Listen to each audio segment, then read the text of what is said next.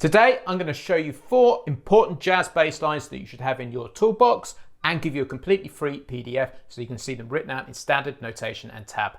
Let's crack on with it.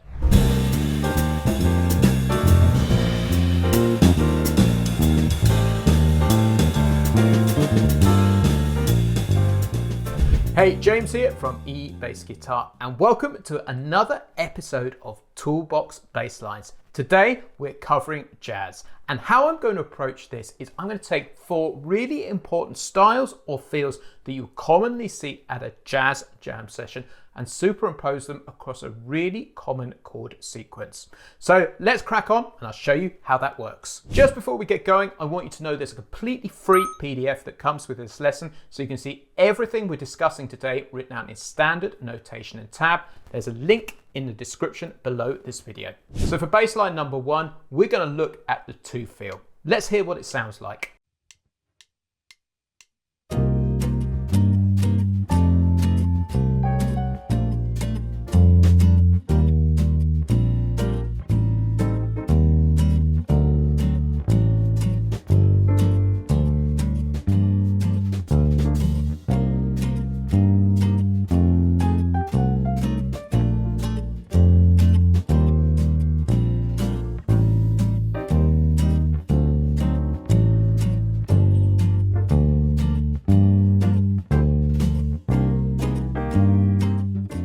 So the 2 feel, as the name suggests, is where you play 2 notes per bar. And typically these are roots and fifths. You'll also find this very commonly used in country music. So before I take apart how this works, let's talk about the chord sequence we're playing over for the whole of this video.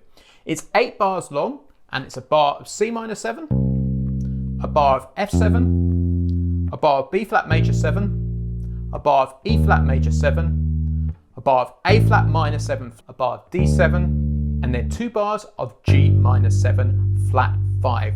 Just to begin with, make sure you just know where those roots are found, and that will get you going and enable you to play the rest of the content in this video. So for this 2 feel, we're going to alternate between playing the upper fifth in one bar and then the lower fifth in the next bar. So let me show you how this works. So starting on the C minor 7, we're going to play the C for 2 beats, then play the upper fifth, the G, on beat 3 and then beat 4.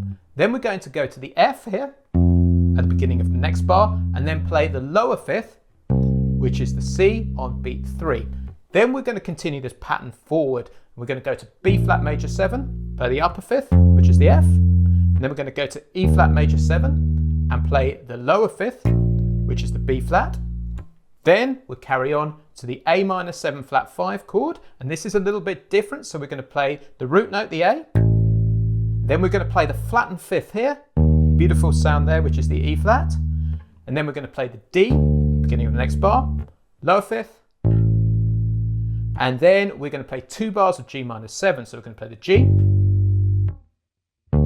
which is the D there, and then I'm going to hit the octave up here, which will enable me to play the lower fifth here again. So in isolation, this is what this bass line sounds like.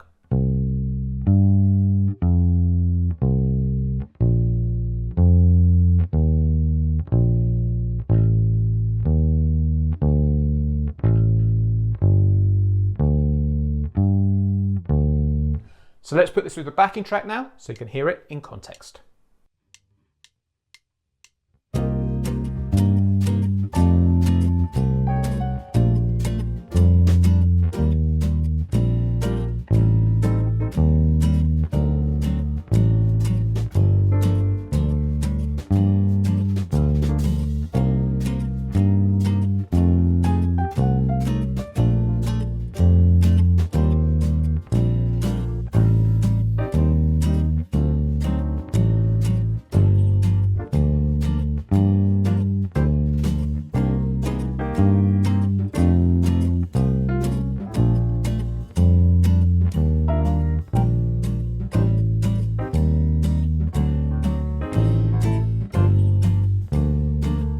So let's move on to the 4 feel now.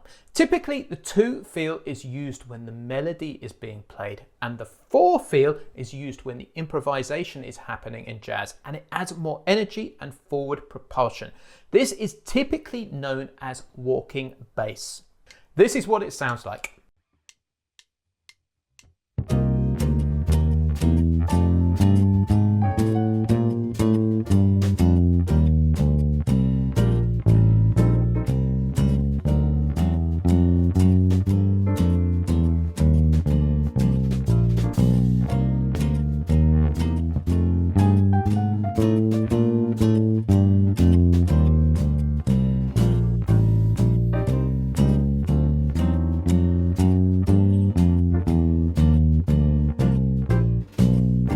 So I'm going to give you an overview of how that bass line works.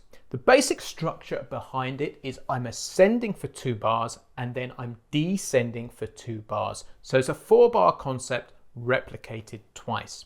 When I'm ascending, I'm using this very basic concept of whole, half, half. So if I start on the C, we're going to go C, upper whole step to the D, and then half steps after that. And that will land us on the F. Then we'll do the same thing again. Hold, half, half. And then when we start coming back down again, what I'm doing is I'm coming down the respective scale for each chord. So I'm going to come down a B flat major 7 scale, like so, and then down an E flat major scale. Then I'm continuing that pattern going forward, but I have to modify it very slightly for that cheeky A minor 7 flat 5 chord. So the notes I'm going to play are an A B flat, a C sharp, and that will land us on the D. Then we'll go back to the whole half half formula. So D, E, F, F sharp. And then we are going to come down the G minor scale just with a few additional notes to make it work, and a chromatic passing tone. So what we're going to do is we're going to go G, F, E natural, and then E flat there. So an extra chromatic, which is going to land us on the D halfway through the bar, which is a chord tone, which works really nicely. Then we're going to continue coming down the scale. So C, B flat, like so. And then to take us back to that C minor chord at the start of the next phrase, I'm going to put a chromatic note in the B natural there, which is going to lead us like that to the C. So let me play that whole bass line just in isolation so you can hear it. So it sounds like this.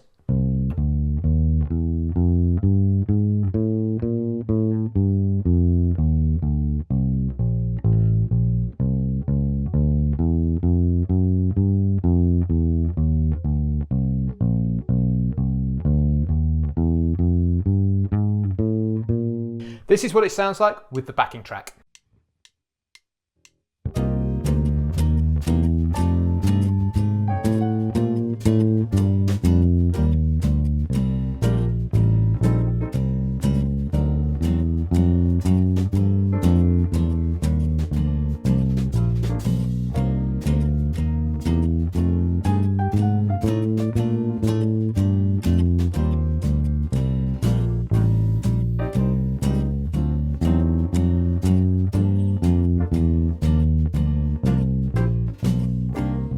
So we're halfway through this video and I've got a very quick favor to ask you.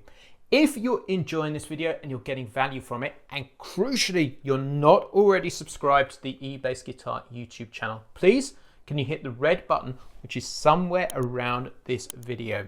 What this means for you is you'll be the first to know when a new video goes live, and we're releasing 1 to 2 videos every single week right at this moment in time. And what this means for us is we can keep growing the reach of the E-Bass Guitar YouTube channel, because the more subscribers we've got, the more great free educational bass content we can keep putting out there. So please hit that subscribe button, which is somewhere around this video. Let's get on with it. So bass line number 3 we're going to look at is what we call a Latin feel. And more often than not on a jazz jam session, particularly if you're just starting out, this is a bossa nova feel. Now there are a bunch of different bossa nova feels, but I'm going to play you the most common one that I play on a jam session. Let's hear what it sounds like, then I'll take it apart.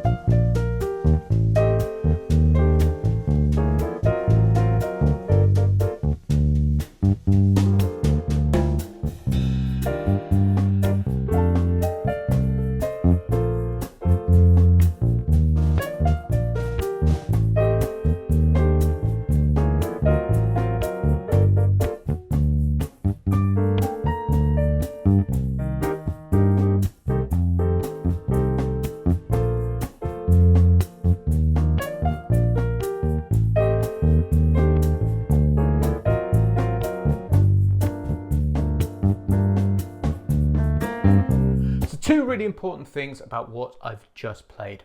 First of all, we have gone from the swung feel, where we're playing swung eighth notes, to straight eighth notes. So every note is evenly separated. The next thing is we are using the roots and fifths concept that we saw back in exercise 1 here. So this is why this is so important, because us bass players, you will see roots and fifths time and time again. So the basic bossa nova pattern that I want you to learn is this.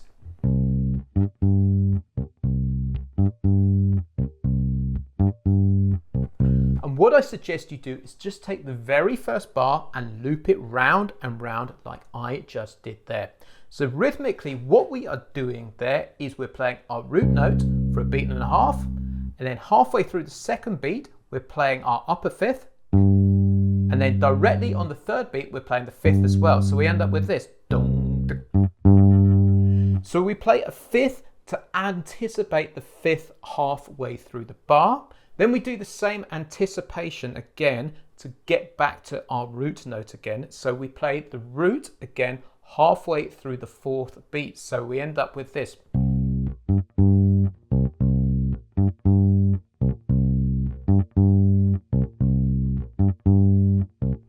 Like so. Then I want you to continue this pattern on through the chord sequence. And we're going to use this idea again of upper and lower fifths alternating per bar, as we covered in the first example. So we end up slowly with a bass line that sounds like this. I'll let you take it apart in detail yourself by downloading the PDF.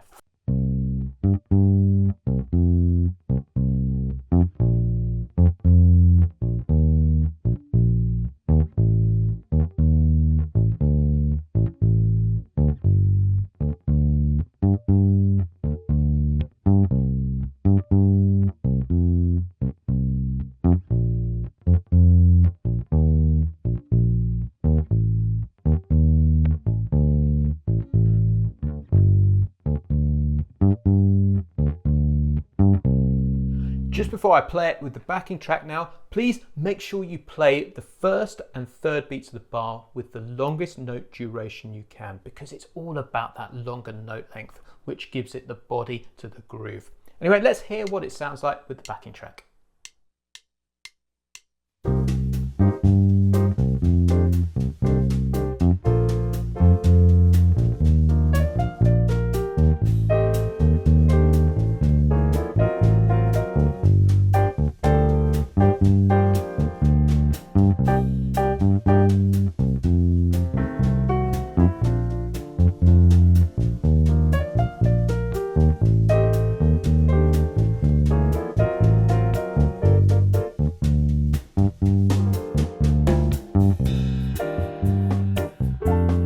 Now finally, for bassline number 4, we are going to cover the jazz waltz feel.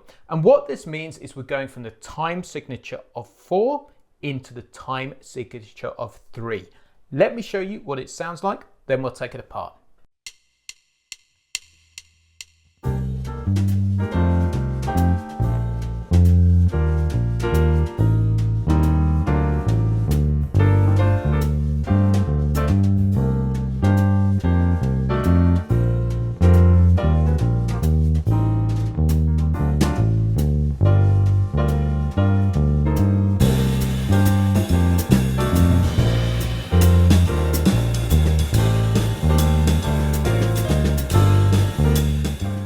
This is up there in my favorite jazz feels, so it's really worth getting comfortable with. There are a multitude of ways you can slice and dice the 3 feel, or 3 in a bar, or 3 notes per bar bass line. You could do 1 note per bar. You could play a walking bass line playing all 3 quarter notes in the bar. But what I like to do is create a 2-bar phrase, which sounds like this.